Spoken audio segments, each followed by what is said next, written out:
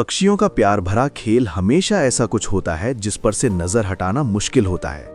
इस दुनिया में प्यार दिखाने के जितने भी तरीके हैं, पक्षियों का नृत्य उन सब में सबसे ऊपर है।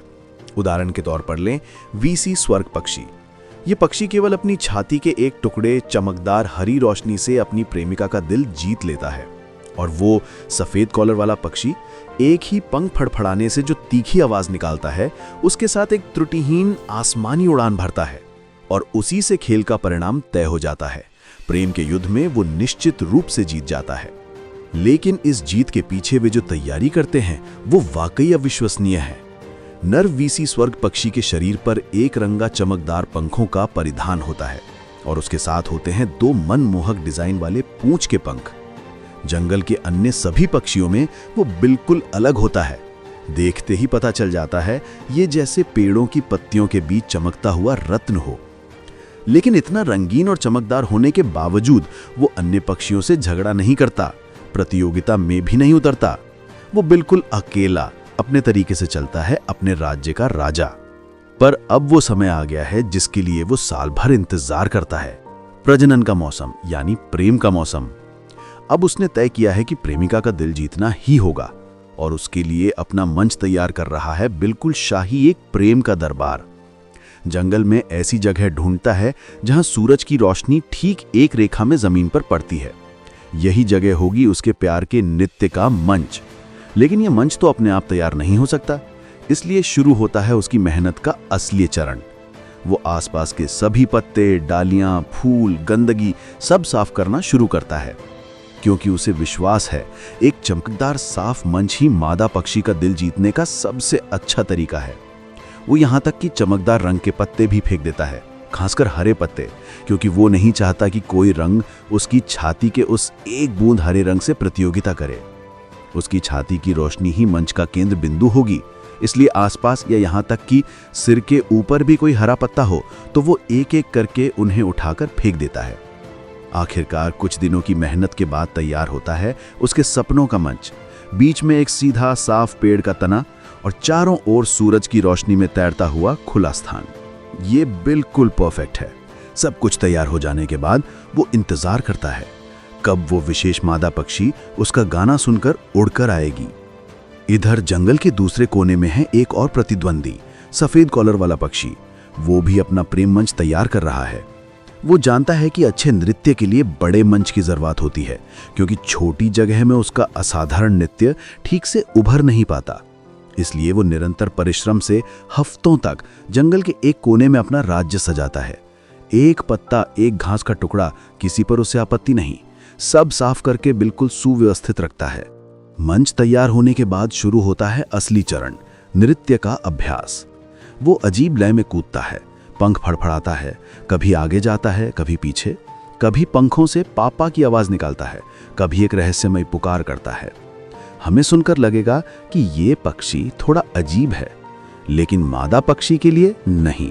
उसके लिए ये पुकार ही एक जादुई संगीत है, एक मनमोहक लय जो उसे उस मंच की ओर खींच लाती है जहां प्रेम का नृत्य बहुत जल्द शुरू होगा। इधर वीसी स्वर्ग पक्षी का इंतजार खत्म हुआ है। उसकी पुकार आखिरकार काम कर गई है। एक मादा पक्षी उसकी पुकार पर जवाब देकर पहुंच गई है। अब उसका समय है शानदार आगमन का।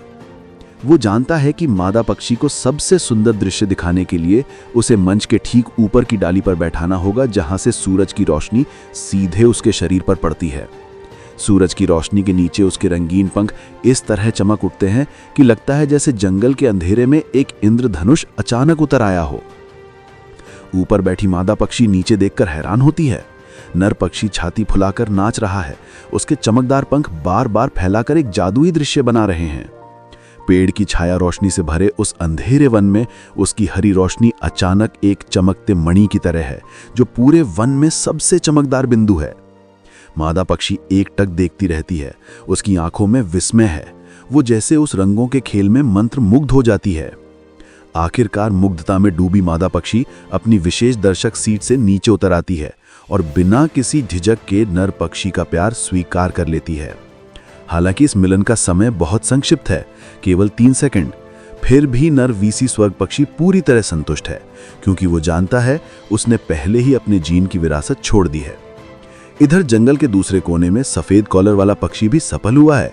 उसके मंच पर एक सुंदर मादा पक्षी आई है। मादा पक्षी आते ही वो अपने नृत्य की गति और बढ़ा देता है। इतनी तेजी से नाचता है कि हमारी आंखों को उसकी हरकतें समझ नहीं आती, लेकिन मादा पक्षी की आंखें इंसानों से 4 गुना तेजी से काम करती हैं। वो स्पष्ट देख पाती है नर पक्षी के हर नृत्य मुद्रा, हर पंख का हिलना। और आज तकनीक की वजह से हम सुपर स्लो मोशन कैमरे से उन दृश्यों को देख सकते हैं जैसे मादा पक्षी असल में उन्हें देखती है। नर सफेद कॉलर वाला पक्षी जब मंच पर नाचता है तो उसके पंखों के फड़फड़ाने से इतनी जोरदार आवाज होती है कि वो 300 मीटर दूर तक पहुंच जाती है। वो अपने मंच पर निडर होकर नाच रहा है, अपनी सुंदरता और नृत्य कौशल को उड़ेल रहा है। और मादा पक्षी उसकी तीखी आंखों में कैद हो रहे हैं हर दृश्य, हर घूमना, हर फड़फड़ाहट। जिस मंच को उसने हफ्तों तक सजाया था, आज उसी मंच पर खड़े होकर वो जीवन का सबसे महत्वपूर्ण प्रदर्शन कर रहा है। मादा पक्षी मुग्ध होकर उसका नृत्य देख रही है। उसकी आंखों में उत्सुकता, आनंद और खिंचाव है, जैसे पूरा जंगल इस पल के इंतजार में थम गया हो।